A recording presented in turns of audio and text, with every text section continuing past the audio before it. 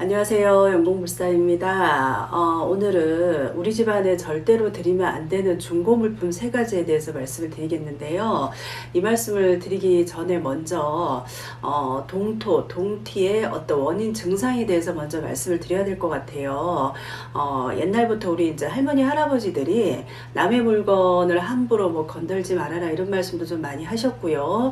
또 다른 사람이나 남의 집에 가서도 함부로 이렇게 물건을 건드리지 말아라 이런 말씀을 좀 이렇게 하신 얘기를 들어본 적이 있으실 거예요. 왜냐하면 그 물건에는 다른 사람의 어떤 그 주인의 상징적인 그런 염이 있기도 하기 때문에 그런 물건을 만지거나 내가 누가 줬다고 해서 가지고 왔을 때 거기에 따라 붙어오는 어떤 안 좋은 것들이 분명히 있습니다. 그로 인해서 집안에 이렇게 동티나 동법이 생겼을 때는 몸이 좀 아플 수도 있고요. 아니면 없던 병이 생길 수도 있고, 또 건강했던 사람이 괜히 막 이렇게 좀 시름시름 앓거나 여러 가지 집안에 우환이 좀 생길 수가 있어요. 이를 이제 동티동법이라고 하거든요. 그러니까 남의 물건을 함부로 이렇게 중고 물품이든 뭐가 됐든 집안에 가지고 들어왔을 때도 내가 좀 안 좋을 때는 그에 따른 동티동법이 있어요. 그래서 오늘은 동티동법의 어떤 원인이나 증상을 먼저 아시고 중고 물품 이런 것도 절대로 집에 가지고 들어오시면 안 됩니다. 요즘은 그 중고나라 뭐 당근마켓이라든가 아니면 뭐 번개 장터와 같은 여러 가지 플랫폼에서 우리 고객님들이 이렇게 신상품 못지않게 중고 제품들이 굉장히 잘 나와요. 그래서 거래가 좀 이렇게 활발하게 이루어지더라고요. 근데 그 중에서 이것만큼은 내가 꼭 신상품으로 구입하시라고 절대로 집안에 드리면 안 되는 3가지가 있습니다. 그래서 오늘은 그 3가지에 대해서 말씀을 드릴 건데, 누군가 사용했던 그 어떤 물건에는요, 그 사람의 어떤 기운이 분명히 담겨 있어요. 그래서 그 기운이라는 건 좋은 기운이 있고 또 나쁜 기운이 있잖아요. 근데 이제 좋은 기운과 넉넉한 복을 가진 그런 사람에게서 내가 받은 물건이라고 한다 그러면 그런 복을 내가 나눠 가질 수가 있겠지만, 반대로 또 그렇지 않은 경우도 있어요. 어떤 불길한 기운을 나눠 받게 되는 경우도 분명히 있거든요.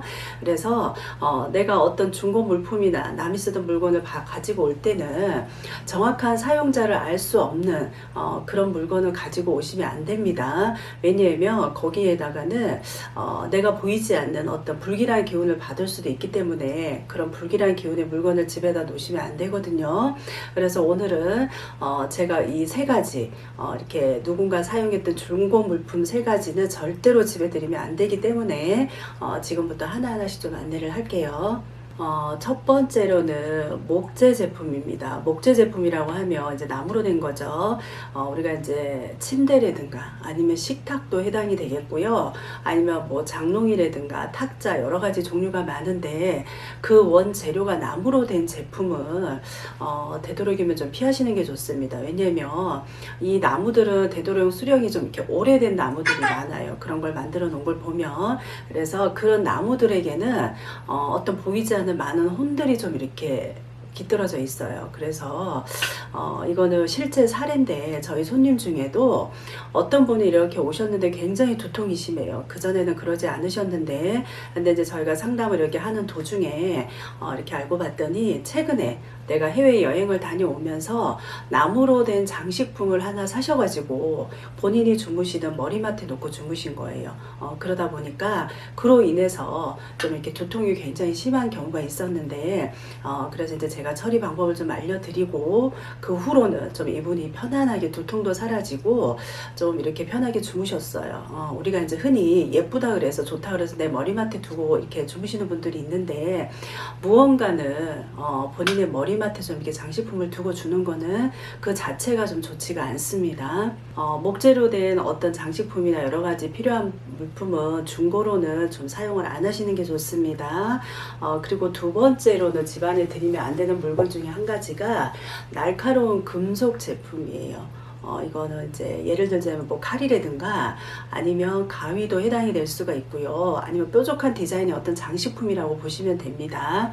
이런 날카로운 금속 제품은 그 차가운 성질을 좀 이렇게 가지고 있어요. 그러다 보니까 금은 어떻게 보면 우리가 이제 가을의 결실을 이렇게 뜻하기도 하는데, 주변의 기운을 좀 이렇게 흡수하는 영향이 있어요.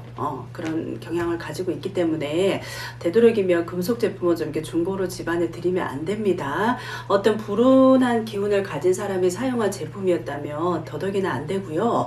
그리고 또 내가 집안에서 칼을 이렇게 사용하시다가 간혹가다 이렇게 교체할 때가 있잖아요. 그런 내가 사용하는 오래된 칼을 버릴 때에도 그냥 버리시면 안 됩니다. 되도록이면 신문지에 좀 이렇게 돌돌 말아서 거기다가 10원짜리 동전과 함께 좀 이렇게 싸서 버리시는 게 좋습니다. 그리고 마지막 세 번째로는 액자예요. 액자는 어떻게 보면은 사용하던 집안의 어떤 그런 기운을 그대로 흡수해오는 물건 중에 하나라고 보셔도 됩니다. 누군가는 사용하던 집에 그런 어떤 집안에 안 좋았던 우환이라든가 아니면 그 집에 어떤 뭐 귀신들이 좀 이렇게 붙어서 따라서 올 수가 있어요. 그러면 그런 액자들을 내가 중고로 사서 내 집에 걸어놨을 때는 없었던 구설수도 생길 수가 있고요. 또 집안에 불화가 이렇게 생기는 경우가 있습니다. 그래서 웬만하면 액자 제품은 내가 좀 이렇게 새 제품을 좀 이렇게 구입을 하셔가지고 집안에 좀 이렇게 걸어 놓으시는 게 좋으세요. 그리고 액자라고 해도 내가 정말 마음에 든다 이러실 경우에는 출처가 좀 분명한 곳에서 내가 확실한 분이 어떤 아시는 분이 사용한 것이라면 그런 거는 좀 받아가지고 걸어놓은 건 괜찮습니다.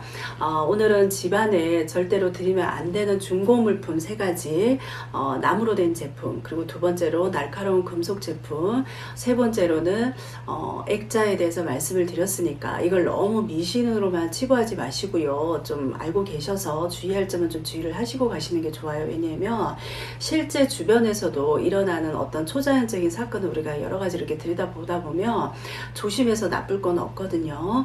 그러니까 오늘 3가지 기억하셨다가 되도록이면 중고는 사용 안 하시고 새 제품을 사용하시는 게 좋으실 듯 합니다. 감사합니다.